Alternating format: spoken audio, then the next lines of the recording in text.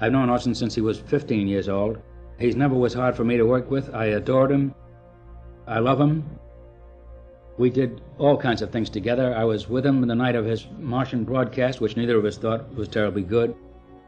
We thought it was all right, but we didn't understand why it should cause any trouble, or that it was what it turned out to be the next morning. But as far as Suspense is concerned, which Orson would sometimes drop in, at one time he was going with Ava Gardner, I know, and he was down in the coffee shop, so I called him up down there and said, "Come on up, I got a part for you." I wrote in quickly a little one-page scene where Ava went into a telephone booth. Where's your phone? Oh, it's just inside the door. Thanks. It's right in here, lady. Right on the wall. Right on the wall there, lady. Got your nickel? Look, I know how to use the phone. You don't have to act like you're Orson Welles. In May of 1944, Orson Welles appeared on Suspense 3 times, the first of which was on May 4th in The Dark Tower, a play originally written by Alexander Woollcott and George S. Kaufman. Adapted for Suspense by Peter Barry, Woollcott had died in January of 1943. Alec Woollcott got so angry with me once at a party. He introduced me because he was the one who kind of started me again in show business, and he presented me as somebody at a party that should be interesting. And there I was, 19 years old. There wasn't anything interesting to say about me. I hadn't done anything in America. And he says, "Well, Orson was born in Peking." And I said, "No." And a look of hatred came over Alex's face when I had told him it was Kenosha, Wisconsin, instead of Peking, because it was the only interesting thing he could think of to say about it. In many ways, the play was a satire of Welles's friend John Barrymore, and it's ripe with innuendo and other inside humor.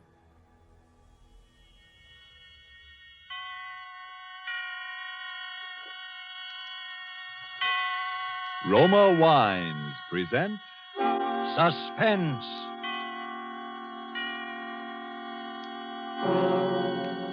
Roma Wines, made in California for enjoyment throughout the world. Salud. Your health, senor. Roma Wines toast the world. The wine for your table is Roma Wine, made in California for enjoyment throughout the world. This is the Man in Black, here to introduce this weekly half hour of Suspense. Tonight from Hollywood, we bring you Mr. Orson Welles. Mr. Welles will appear as star of the suspense drama called The Dark Tower, from the play by George S. Kaufman and the late Alexander Woollcott. But before we raise the curtain on this evening's tale of suspense, here is a message from your host, the Roma Wine Company of Fresno, California. Let us picture a scene in the fashionable restaurant El Patio in Havana, Cuba. From the next table, we hear a Cuban judge of fine wines describe in glowing terms the wonderful climate and soil of our own California. When his American guest points out that his Cuban host has never been to the United States, the Cuban answers, "Well, it's true I've never visited your California, but from only such perfect wine country could come sherry of such superb quality as that we have enjoyed, Roma California Sherry." Yes, by their example, wine connoisseurs of many other lands tell you that in Roma wines are all the great qualities that must be present in a wine for great enjoyment. It's for this reason these wine experts of other lands import Roma wines from great distances to be enjoyed as a rare luxury. But for you, this luxury of other lands becomes a daily pleasure, because you can enjoy any of Roma wine's many different taste-appealing wine types without additional charge for import duties and expensive shipment from great distance. These two great Roma wine features, superb quality and small cost, have made Roma wines America's largest selling wines. I'll spell out the name for you. R-O-M-A, Roma Wines, made in California for enjoyment throughout the world. And now with The Dark Tower, and with the performance of our star, Orson Welles, as that noted actor, Damon Wellington, scion of the celebrated royal family of stage and screen, we again hope to keep you in suspense.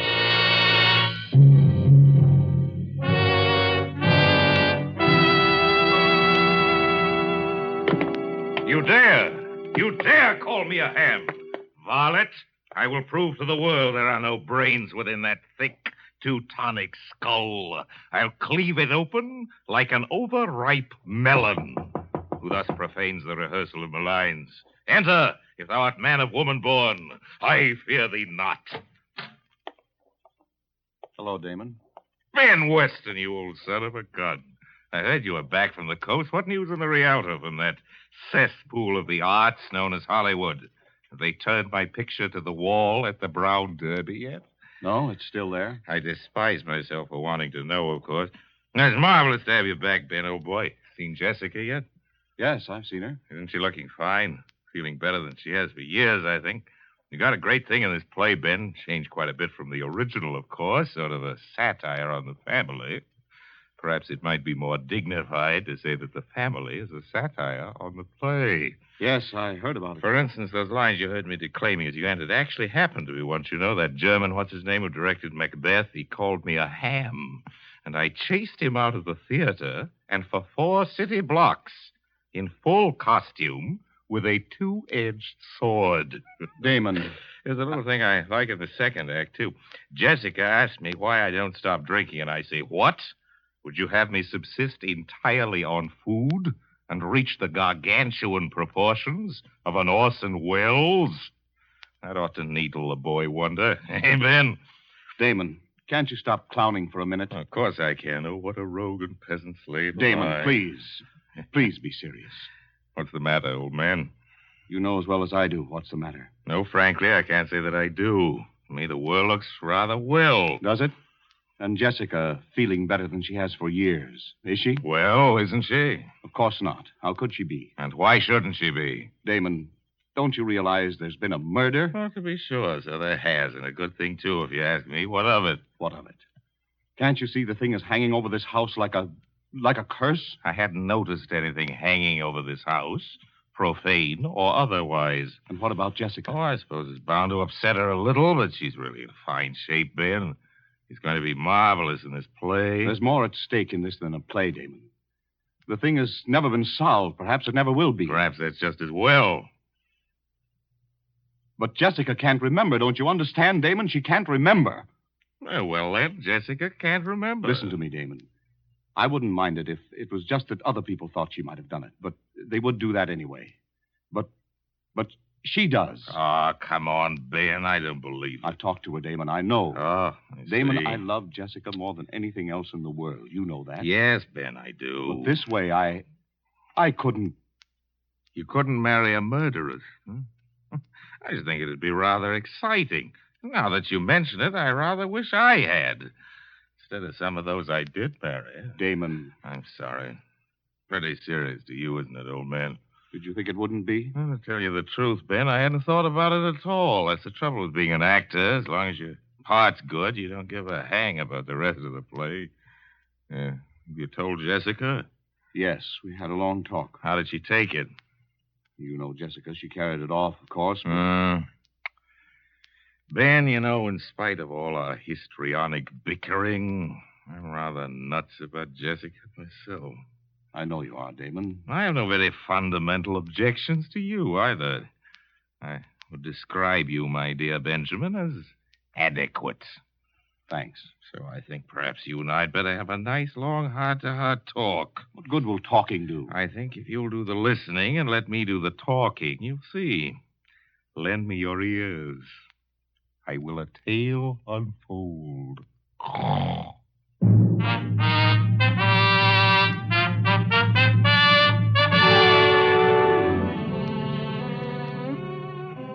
Well, Jessica, as you know, had been in a sanitarium for nearly a year. She hadn't been on the stage in more than 2 years.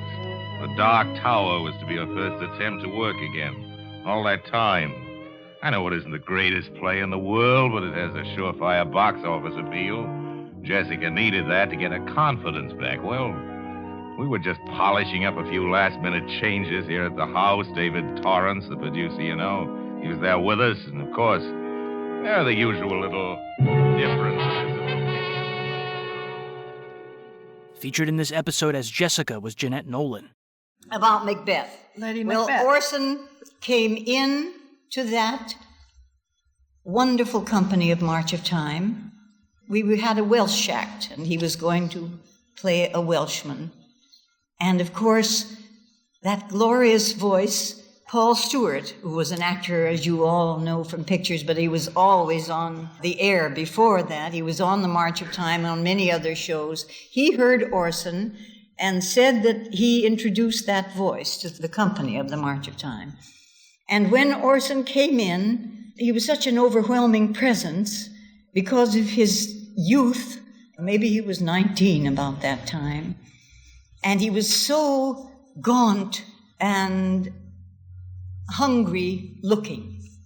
And it was a rough time. I don't mean that to be in any way comical, because a lot of people were not eating regularly in the theater.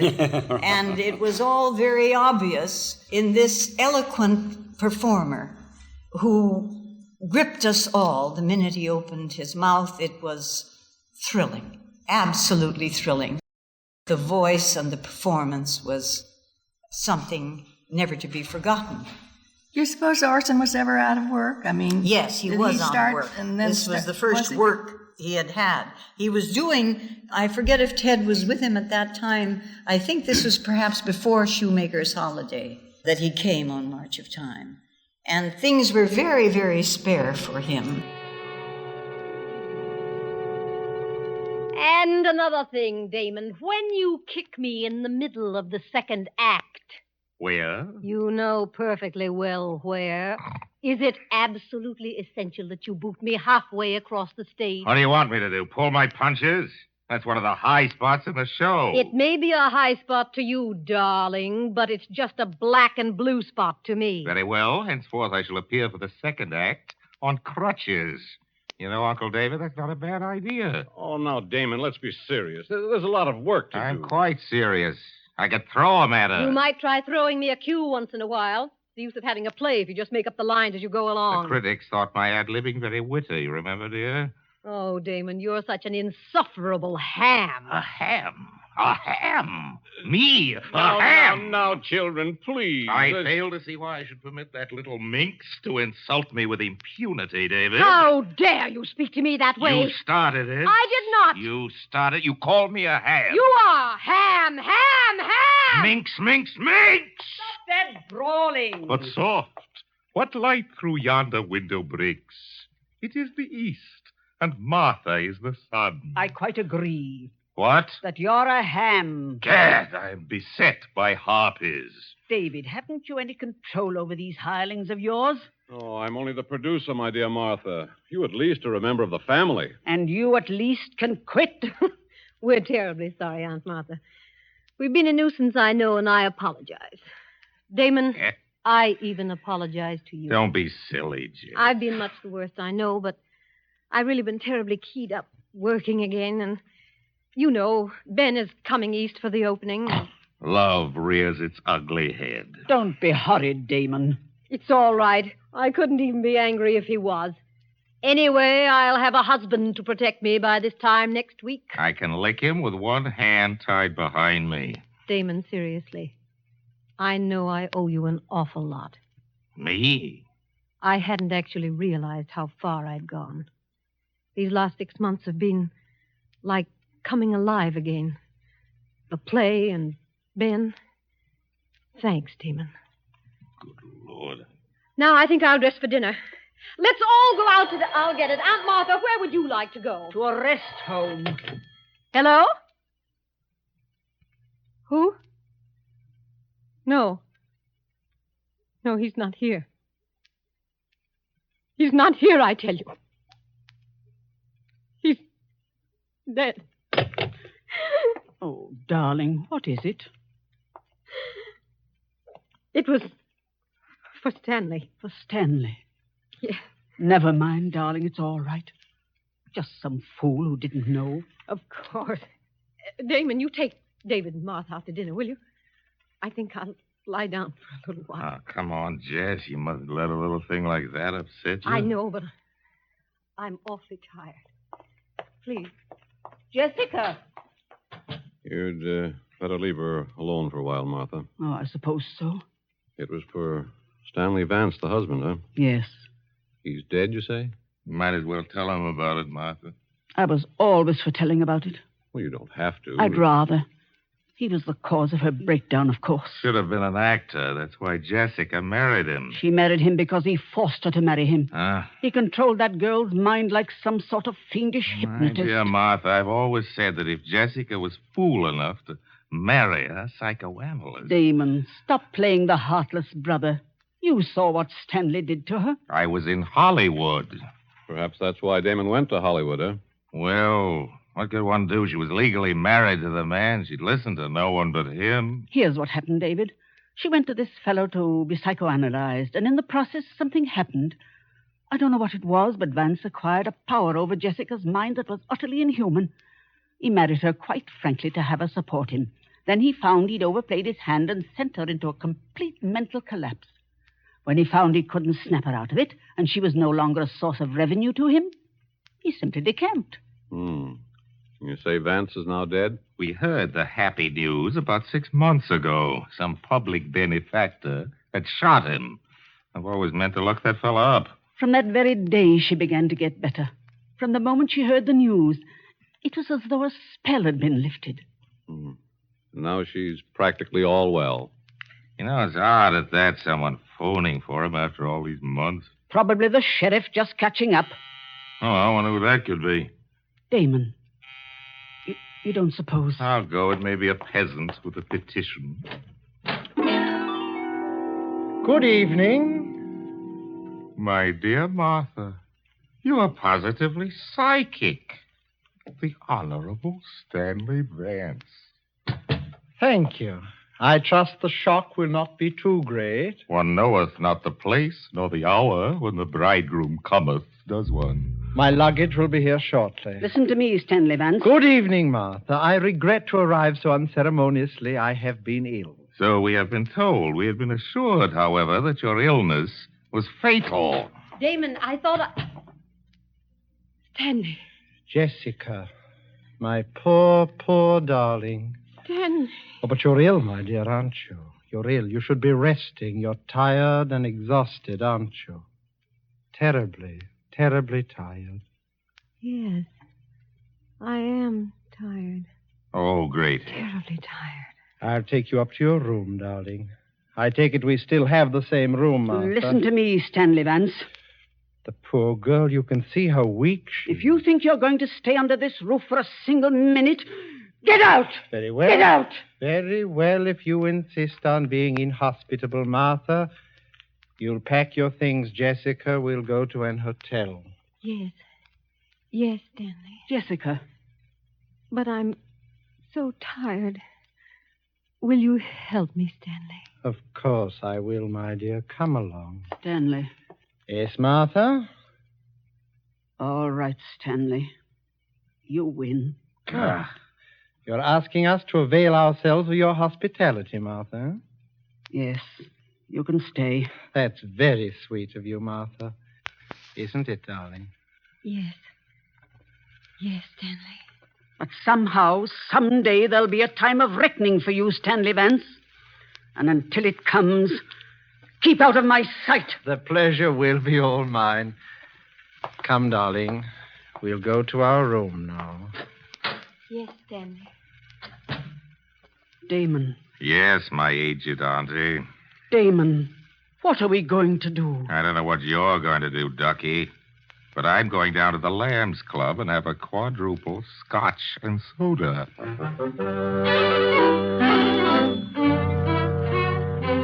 You may think it heartless of me, but during the next few days I simply stayed away. I think you'll understand my reasons later.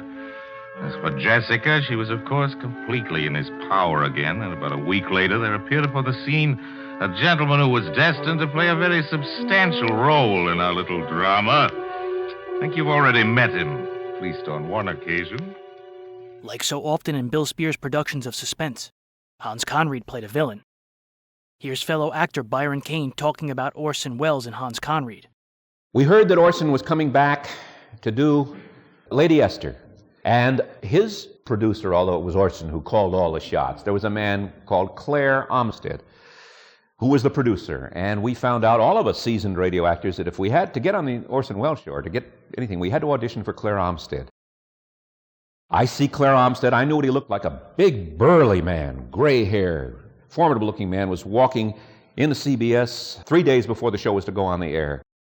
We understood that we were going to have auditions, and I walked up to him and said, Mr. Armstead, my name is Byron Kane. I'm a radio actor here in Hollywood, and if possible, I'd like the opportunity for auditioning for you, Mr. Welles.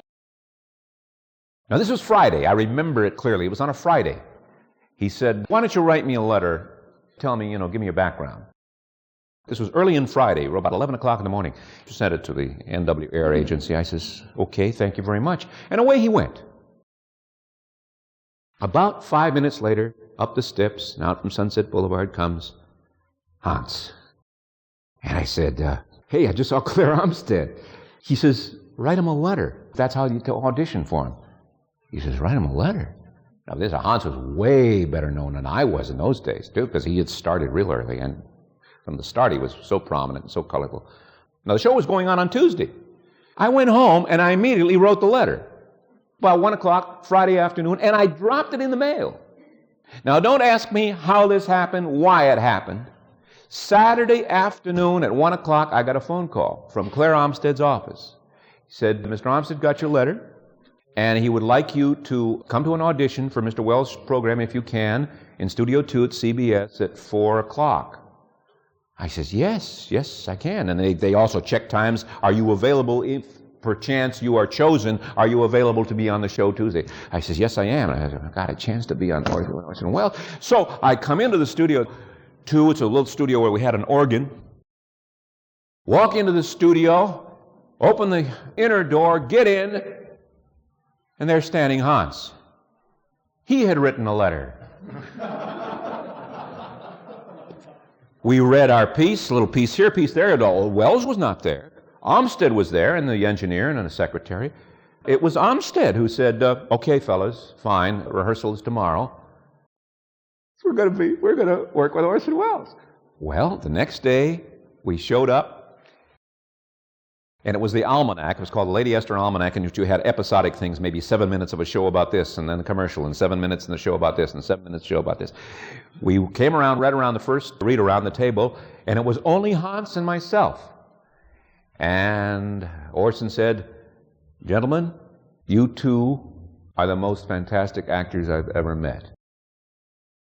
Now, whether it was his bravura or his expanse at the moment to say that, we didn't care, nor did we even think. We accepted it. And, of course, we were thrilled to death. We were in such awe of Welles, even in those days. He was no more than 25. We were on every show that he ever did in Hollywood from then on. I'll get it, Jessica, darling. Hello? No, Mr. Damon Wellington isn't here. Can I take a message, please? Mr. Max Hartsfeld. Hartsfeld. I'll tell him you called, Mr. Hartsfeld. I really couldn't say. Well, you can come up and wait if you like, of course, but I can't promise he'll see you. Very well, goodbye. Jessica? Yes, Stanley. Do you know any friend of Damon's named Max Hartsfeld? No, Stanley. He seemed extremely eager to see him. He said he'd come up here and wait. Oh, I see. It's no matter. Tell me, darling, have you been feeling a little stronger these last few days? Yes. I think perhaps I am, Stanley. But of course you're not ready to go back on the stage again, are you, darling? No. Of course not, Stanley. Poor darling. No more love, no more. Well, my little lovebirds, how are you two? How are you, Jessica? A little stronger, I think. Am I a little stronger, Stanley? Of course you are, my dear. Jessica, I think you'd better leave us now. There's something I want to talk over with Damon. Yes, Stanley. I'll see you again very shortly, darling. Yes, Stanley. Well, Damon, I've been wanting to talk to you for some time. Really, I wish I could say the same. I suppose you realize, Damon, that it's out of the question for Jessica to go on in the play in her present condition. Kind of the point, William Vance. I have a pressing engagement with a pin-up girl, and I have got to change into my zoot suit. No, seriously, Damon, I know that you somehow connect me with Jessica's condition. By an odd coincidence, I do. What of it? I know it would make you and everyone very happy if Jessica could go on in the play. Aha, the light at last illuminates my addled wits, so it's a shakedown. A shakedown, is it, Stanley? My dear Damon, I really don't know what you're talking about. Look here, my larcenous in-law. I've been shaken down by experts on every conceivable count, including the man act in my time, and I can smell 'em a mile away. What you propose is that for certain financial considerations, you will leave this happy home, Jessica will recover, and she can go on in the play. The answer is no. There won't be any play without her, Damon. Are you suggesting that my name is not sufficient to draw the suckers? I can get a dozen people to play Jessica's part. Margaret O'Brien, Marjorie Main, Daisy, Agnes Moorehead. Makes no difference to me. Anybody at all. Don't try to bluff me, Damon. After all this build-up, you won't dare go on without Jessica. You little know me, Stinky. You may consider your little farce as having closed on opening night. As for Jessica, I'm very much afraid that she's made her bed, and now she'll have to lie in it. There's no cure for her short of murder with yourself as a victim, and I do not propose to put my neck in the hangman's noose. Good night. I think you'll see things my way a little later, Damon. By the way, did I have any calls? Oh, yes. Max Hartsfeld called. Max Said he was coming up here to Hartsfeld. wait for you. Good heavens, when? He's on his way now, I imagine. Look, tell him I'm out. Will you gone to Hollywood or something? Fellow's been pestering me all week, wants to buy into the show, and I simply don't want to see him. Oh, he wants to buy into the show. Yes, he does not share your lamentable lack of faith in my talent, Stanley, and he's dying to buy into the show. Does he know Jessica won't be able to appear? Of course he does, you idiot. Everybody does. Don't you read the trade papers? And now, good night, repulsive. I have other fish to fry. Toodaloo, flat top. Jessica. Oh, Jessica, my dear. I'm coming, Stanley. Tell me, Jessica, The Dark Tower, the play you are going to appear in with Damon, you have an interest in it, don't you? Yes. Yes, I think I do. An equal interest with Damon? With Damon, yes. How much do you suppose that interest is worth, Jessica? $100,000, I think. $100,000, huh? Yes, that was it. Have you thought about what you're going to do with it now that you can't appear in the play yourself? No, Stanley, I haven't. You see, I'm not at all sure the play will be a success without you, Jessica. I don't know, Stanley. And so it might be wise to sell your share of it before it opens. Don't you agree, Jessica? Yes. Yes, I do agree.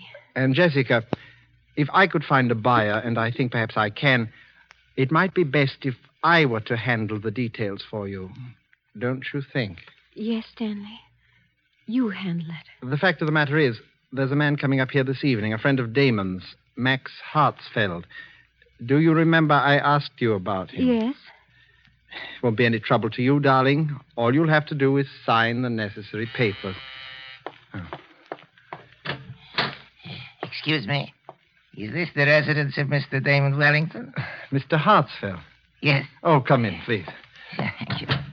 Mr. Wellington is at home? No, and we don't expect him, but he's discussed with me the reason for your visit, and I think perhaps you and I can reach a satisfactory agreement. And you are... Stanley Vance. I'm Miss Wellington's husband. This is my wife. How do you do? How do you do? I'm very glad. Sit down, please, Mr. Hartsfeld. May I have your hat and coat? Thank you. And your gloves, please. I'm sorry. It's eccentricity. Perhaps I always keep them on. Oh. Now, Mr. Hartsfeld, Damon tells me that you wish to buy an interest in the new Wellington play, The Dark Tower. Yes, I've been seeking an interview with Mr. Wellington. Yes, so he's told me. However, Damon has very definitely made up his mind not to sell any part of his interest in the play. You are sure of this, Mr. Vance? Oh, yes, quite sure. I had a long talk with him about it only this evening. I see. I will not conceal from you that this is a source of great disappointment to me, Mr. Vance. I have such a deep admiration for the talents of Mr. Wellington. I'd ventured in a few previous theatrical enterprises. Now, at last, I hope... I quite understand your feelings, Mr. Hartsfeld, and I think that I may be able to help you. Yes? Yes. You see, Damon owns only half of the Wellington interest in the play. My wife, Miss Jessica Wellington, owns the other half. And we, if the offer were sufficiently attractive... Indeed. You are willing to sell then, Miss Wellington? Yes, whatever Stanley says. Good. Then perhaps we should get down to details, huh? Yes, Mr. Vance. And Miss Wellington, I'm afraid you will think me very rude. Not at all. What is it? Since the talents of Miss Wellington's brother must be considered the very essence of our bargaining, and since you are acting as her agent in any event, I wonder if she would forgive me if I ask that you and I conclude this part of our business alone, Mr. Vance. Oh, of course. Jessica will understand perfectly. Won't you, my dear? Yes, Stanley. Run along then, darling. I'll call you when we need you. Yes, Stanley. Now, Mr. Vance, I imagine you will wish to know a little more about the man with whom you're dealing. Here's my card. I'm staying at the Waldorf. I've written the room number on the card for you. Oh, there's no need, really. Yes. But before we discuss terms, there is one other thing. Yeah? I wonder... You do not know me, do you, Mr. Vance? Know you? You do not know why I've been looking forward with such pleasure to an interview with you? Alone. I know. It's very simple. It's very simple, really, Mr. Vance. It's just that I'm going to kill you. To kill me? Really, Mr. Hartsfeld? With these two hands. And before you die, I want you to know the reason. Jessica. No.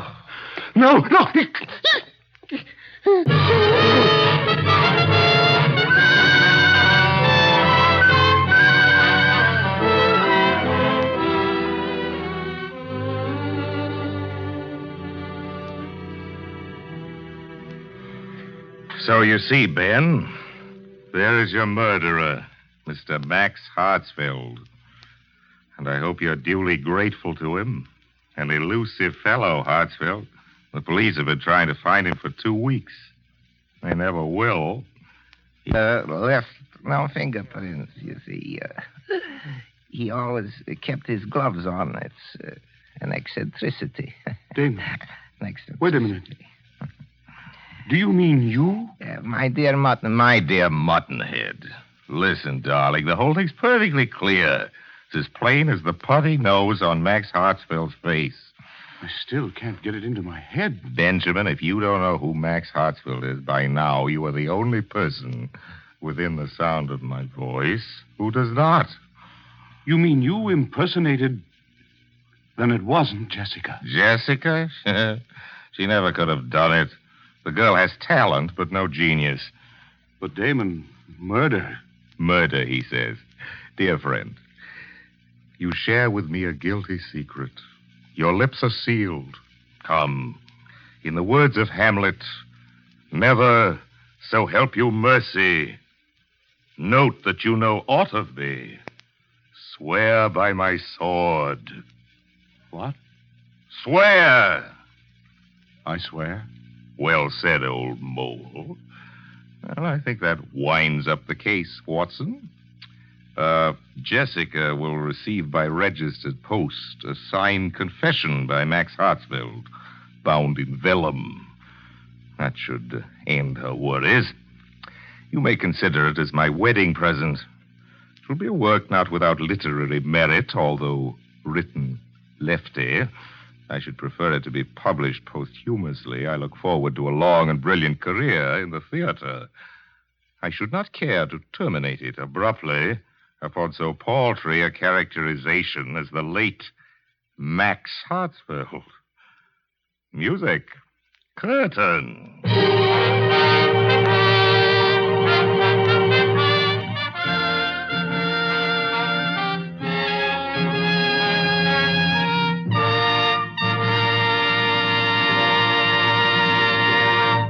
And so closes The Dark Tower by Alexander Woollcott and George S. Kaufman, and starring Orson Welles, tonight's tale of Suspense. Suspense is produced and directed by William Spier. If we could bring to this microphone a man typical of all Roma wine dealers, this is what he might tell you. I sell a lot of the good Roma wines. They are, you know, America's largest selling wines. My Roma wine customers, I've noticed, are sociable people who enjoy entertaining friends.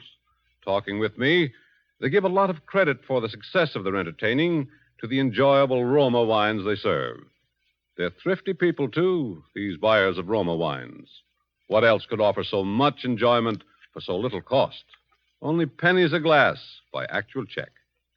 Now, that doesn't leave much for me to add, except this, perhaps. If you are not already one of the millions enjoying Roma wines regularly, make your own taste test of any of Roma wine's many different taste-delighting California wine types, such as the delicious tangy Roma Sherry, or the hearty Roma Burgundy, or the sweeter, heavier Roma Port, and discover for yourself why Roma wines are winning international praise, voiced in this phrase: Roma wines are truly magnificent. Let me repeat the name: R-O-M-A, Roma wines, made in California for enjoyment throughout the world. This is Orson Welles, ladies and gentlemen. Next week's Suspense will, as is its policy from time to time, do the unexpected in the way of casting. Because you're going to hear the country's leading comic juvenile, Mr. Eddie Bracken, as a dramatic actor. I look forward to hearing that. I know you do, too. Insure your baby's future by insuring your country's future. Buy war bonds for your baby today. Don't forget, then, next Thursday, same time, you will hear Eddie Bracken in Suspense. Presented by Roma Wines, R-O-M-A, made in California for enjoyment throughout the world. This is CBS, the Columbia Broadcasting System.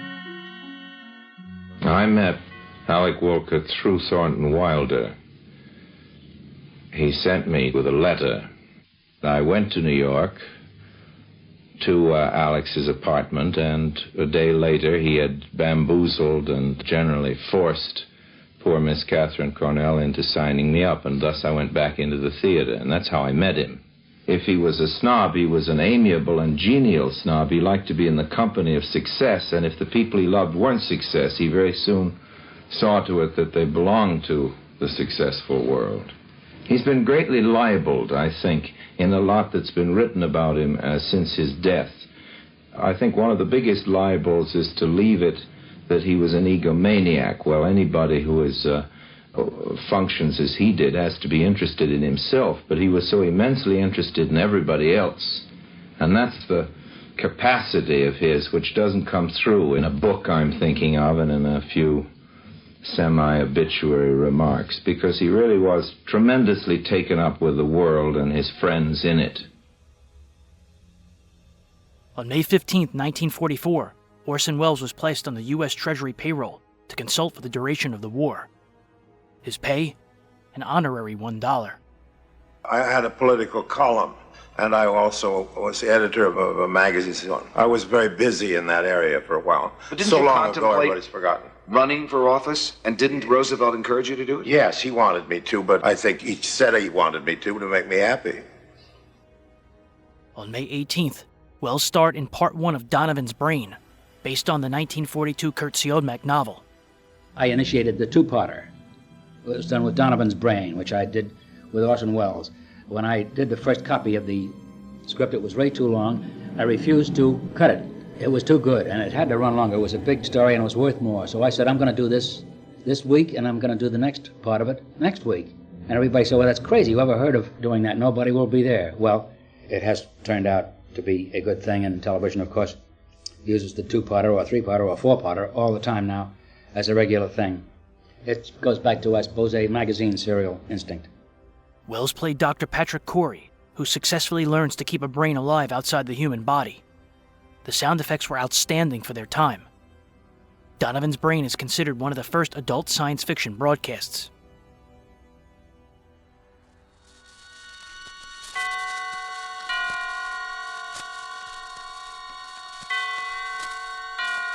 Roma Wines present Suspense.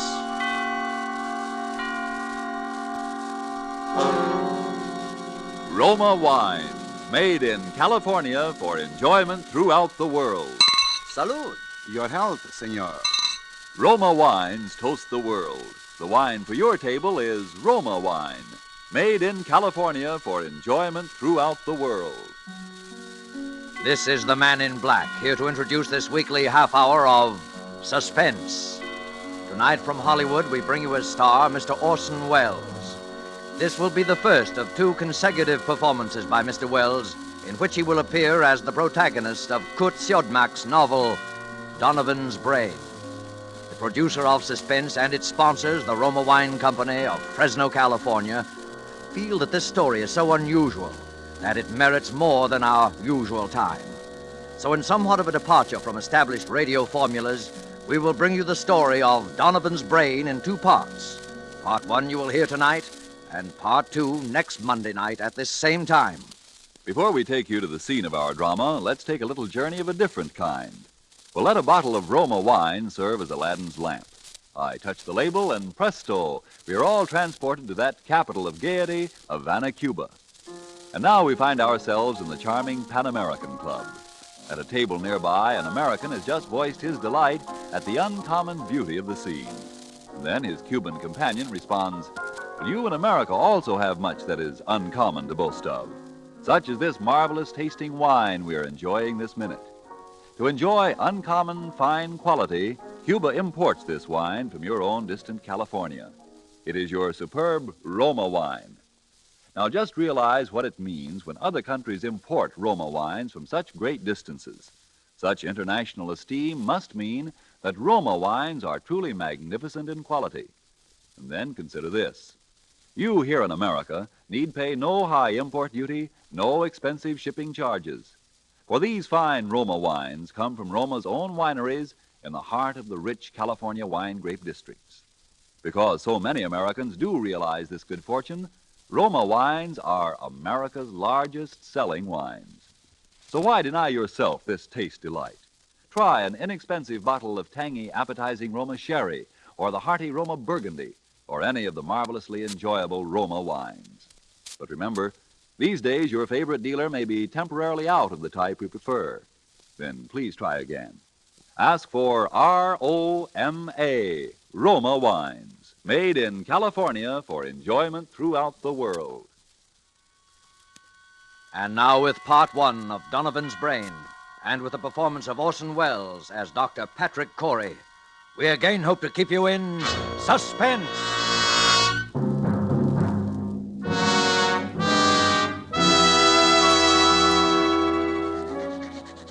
As I sit now outside my laboratory door writing under the heading Experiment 87 this final entry in my casebook, I know that these are the last words I shall ever write upon this earth. I neither ask nor expect forgiveness now or hereafter. But for those who seek some explanation, I refer them simply to this casebook. Let them read it carefully from its first entry on that ill-starred day of July the 13th.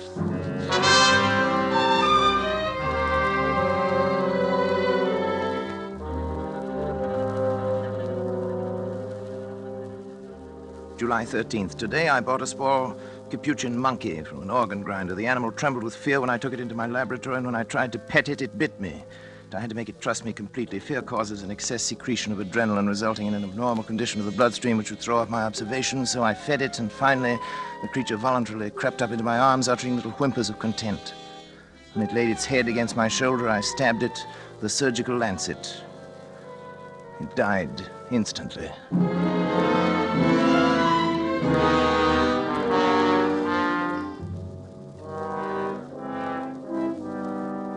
Well, David, what do you think of it? Well, it's pretty amazing, all right. See what I've done, don't you?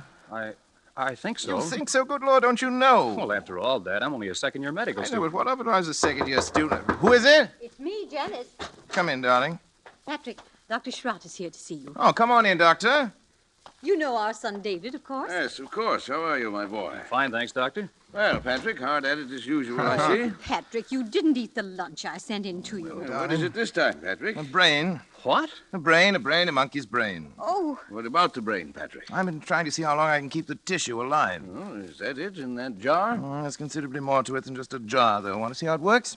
Is it Still alive? In a way, yes. It's a fairly simple device, actually, Doctor. Variation on Corell's mechanical heart. The brain lies in a bath of blood serum. These rubber arteries are fixed to the vertebral and internal carotid arteries of the brain. The blood substance is forced through the cycle of Willis to feed the tissue. Over here, I've installed a small rotary pump that forces the blood circulation, you see? But how do you know it's alive? It's very easy to determine. The brain, when functioning, gives off infinitesimal electrical impulses. They can be measured. As a matter of fact, I've hooked the encephalograph up to a small amplifying system. The brain impulses can actually be heard. Here, I'll turn it on. You see?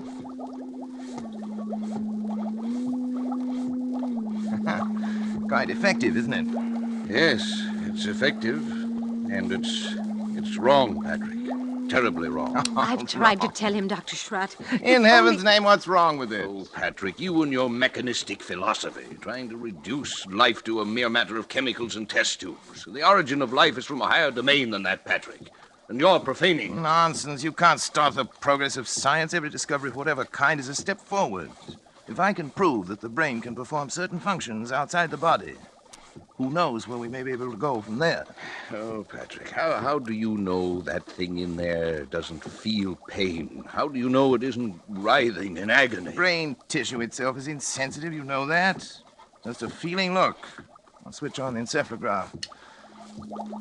See? There.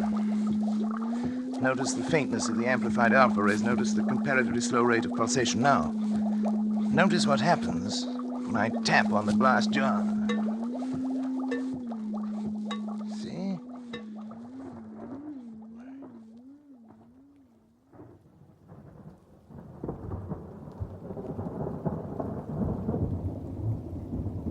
After this evening's show, Orson Welles and Bill Spier were having dinner at the Players Restaurant in Los Angeles when Spier suffered his second major heart attack in 10 months. He was immediately placed on bed rest. In the studio, he was replaced by CBS executive Robert Louis Sheehan. Although he once again recovered, heart problems continued to plague Bill Spier for the rest of his life. Just 2 days after the West Coast broadcast of Part 2 of Donovan's Brain, Welles spoofed it on his Orson Welles Almanac program. Performed live at the Air Transport Command in Long Beach, California. Among those in the cast for the parody were Suspense regulars John McIntyre and Hans Conreid. For more info on this time in Welles' career, tune into Breaking Walls episode 104.